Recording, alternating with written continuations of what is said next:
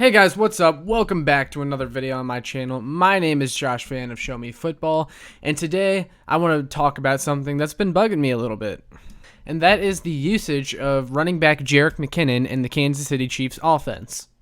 When the Chiefs signed Jerick McKinnon this offseason, it was a little bit of an under-the-radar move that happened like right in the middle of the draft, but I absolutely loved it because I thought he was a guy that gave you some elements at running back that you lost when you unfortunately had to cut Damian Williams. Because Clyde EdwardsHelaire and Darrell Williams are both slower. They're more in between the tackles runners, at least they're supposed to be. Looking at you, Clyde EdwardsHelaire. But Jerick McKinnon is definitely a guy who thrives as a zone runner. And he's got breakaway speed. He's got, really good agility and athleticism. He's a lot like Damian Williams. He's a burner. He can take it to the house at any moment. Kind of wish the Chiefs would have just kept Damian Williams, but that's a story for another day. And those of you that have been following for a while know how I feel about Damian Williams. But so far this year, Jerick McKinnon has only played a total of 8 snaps. He played 4 snaps in the Cleveland Browns game in Week 1. And he only played 4 snaps this past week against the Baltimore Ravens. And on his lone touch in the game against the Ravens, he had a reception out of the backfield that ended up going for 14 yards, and he looked really good on it. He nearly ran someone over on that play, too. And that's another thing I like about Jerick McKinnon. When I went and looked at some of his games after the Chiefs had signed him, I said, this guy puts his head down a lot, and he's more physical than you would expect just from looking at him. He can get physical if you want him to get physical, which a lot of people might say, well, yeah, of course you want your running back to be physical, but you can just tell with some guys when they're looking to make contact. Some guys, they're going to shy away from contact as much as possible. They're going to be a lot more finesse, and a guy, usually sometimes you can tell when they don't want to put their head down a lot. Jerick McKinnon wants to, he wants to run you over, even though he doesn't really have that size advantage on you. But despite having all those traits that I mentioned, Jerick McKinnon hasn't been getting snaps, and he hasn't been getting the ball. Why?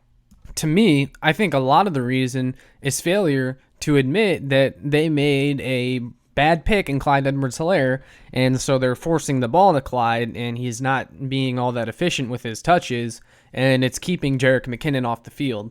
Of course, the guy with the first-round label is going to ultimately get more opportunity than Jerick McKinnon, right? Especially since Clyde is only, a year removed from being a first-round pick, and it's a new offensive line, and you're hoping he'll look better with this new offensive line. But so far, he just hasn't been it. You guys know how I feel about Clyde as well if you've been following me. In fact, I just made a video on Clyde literally a couple days before the Ravens game, and then, of course, he fumbles the game away against the Baltimore Ravens, and it only emphasizes what I was talking about with Clyde EdwardsHelaire and why I'm concerned with him. But even if it's just a rough stretch for Clyde and he will get better throughout the season and get used to this new offensive line, let's just assume that, right? The fact of the matter is you're still forcing the ball to a guy who so far this year hasn't shown to be the answer. And what, in theory, are you supposed to do when one guy isn't working? You give someone else an opportunity. And then when that player does good with their opportunity that's given to them, what in theory are you supposed to do then? Oh, you're supposed to give them more opportunities since they earned it, right? So when Jerick McKinnon takes a small reception and makes it a 14-yard gain, don't you think, oh, wow, that guy did pretty good. Maybe we should keep going back to him.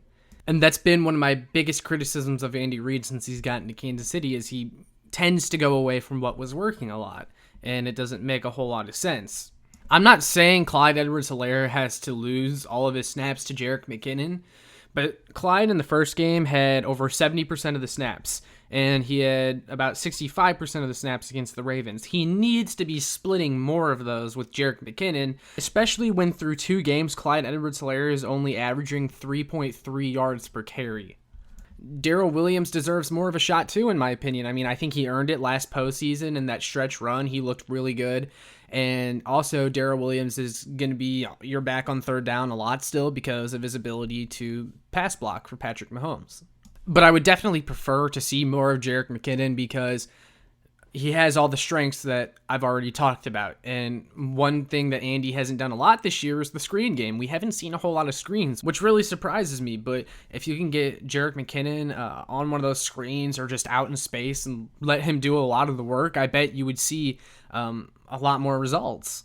McKinnon also fits the speed theme. You know, he's really fast. He's a burner. And I would like to see the Chiefs take advantage of that ability, especially on sweeps too. In fact, there was one play in the game against the Baltimore Ravens where they had Clyde EdwardsHelaire run a sweep. And if you guys remember the play that I'm talking about, they handed it off to Clyde to the left. It was a sweep. And he had all this space in front of him. And I'm thinking, oh, this should be a pretty big gain. But Clyde's lack of speed really showed up on film, because if you go back and watch it, I mean, he had all this open space in front of him. He should have cut up field, and he should have turned that into a first down. He ended up getting 2.5 yards. Like, that is a play where if Jerick McKinnon has the ball, it's going for a first down. You need his speed on plays like that, and Clyde doesn't have it. Clyde's lack of speed is starting to show up a lot more for me. That's why I would like to see more Jerick McKinnon. Again, I'm not saying McKinnon and Clyde have to just swap places and Clyde is getting, 4 snaps instead of 65% of the snaps, but you brought McKinnon in for a reason. Use him. He is way too freaking talented to only get 4 snaps. He just is. And maybe he's still getting the offense down, and that's an easy explanation, and I'm just rambling for nothing.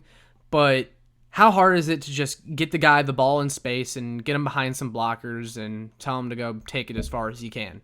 I also said at the beginning of the year that the Chiefs' red zone offense would benefit a lot from having a Swiss Army knife in the backfield like Jerick McKinnon that can be a safety valve, and he can do a lot of things for you, and we just haven't seen that either. Andy Reid and the coaches said that this team practiced their red zone offense a lot, and I just really hope Jerick McKinnon was a part of those practices, because he needs to be in there on a lot of those plays that are in the red zone. So, yeah, those are my thoughts. I would love to see a lot more Jerick McKinnon, but I'll be interested to hear from you guys. Do you think Jerick McKinnon needs to get more snaps? And are you disappointed in Clyde EdwardsHelaire? Do you think they need to start splitting more carries? Let me know in the comments. Let me know if you agree or disagree with anything. And then lastly, make sure you like, share, and subscribe so more Chiefs fans can find this. And make sure you check out some of my work on ShowMeFootball.com and KCKingdom.com. Peace.